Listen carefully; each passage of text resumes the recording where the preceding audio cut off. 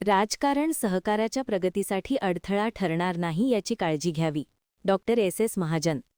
भारतीय अर्थव्यवस्था आणि ग्रामीण विकास यांचा कणा असलेल्या सहकार क्षेत्राला आता जागतिक स्तरावरील आर्थिक बदलांचे भान ठेवणे आवश्यक आहे. ग्रामीण भागाच्या सर्वांगीण प्रगतीसाठी सहकारी संस्थांनी आपल्या कार्यपद्धतीत लवचिकता आणून भविष्यातील आव्हानांचा समर्थपणे मुकाबला करावा, असे प्रतिपादन शिवाजी विद्यापीठाच्या वाणिज्य व व्यवस्थापन विभागाचे प्रमुख डॉक्टर एस महाजन यांनी केले. खेडूत शिक्षण मंडळाच्या र.भा. माडखोलकर महाविद्यालयात आयोजित आधुनिक भारतीय सहकार क्षेत्रातील आव्हाने व संधी या एकदिवसीय राष्ट्रीय परिषदेच्या पहिल्या सत्रात ते प्रमुख वक्ते म्हणून बोलत होते. डॉक्टर महाजन यांनी आपल्या अभ्यासपूर्ण मांडणीत सहकार क्षेत्रातील सद्यस्थितीचा सखोल आढावा घेतला. या सत्राच्या अध्यक्षस्थानी खेडूत शिक्षण संस्थेचे ऑडिटर प्राध्यापक ॲडव्होकेट एन.एस. पाटील होते.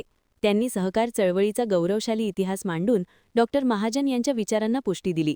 या सत्राचे स्वागत आणि पाहुण्यांचा परिचय डॉक्टर टी.ए. कांबळे यांनी करून दिला, तर आभार डॉक्टर ए.वाय. जाधव यांनी मानले.